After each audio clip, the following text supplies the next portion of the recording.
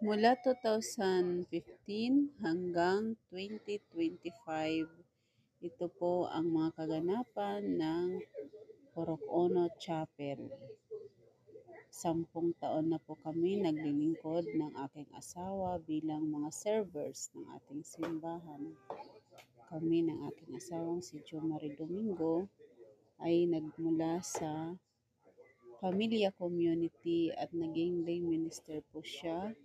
At ako din po ay naging lektor at sabay rin po kami naging katikista. At ngayon naman po, siya po ay coordinator po ng aming munting pamayanan ng Purok Uno. Malaking pasasalamat po namin sa Panginoong Diyos kasi hindi po kami pinapabayaan kahit po kami ay hikahos sa buhay.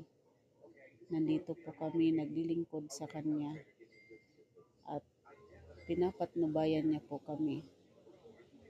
Itong mga batang ito ay nagsilaki na po ngayon, mga dalaginding at mga binatilyo na sila.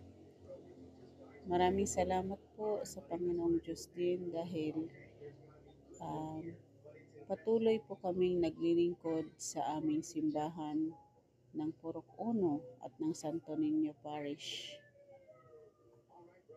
Hindi po kami pinapabayaan yan sa panahon ni Father Ike at sumalangit tawa po. Yan po yung makasamahan ko, mga choir.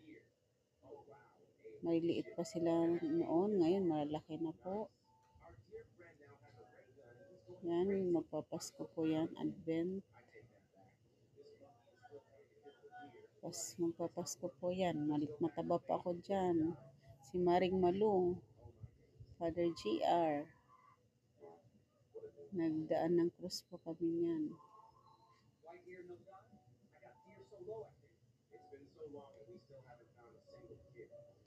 Palaspas. Pabasa, pasyon.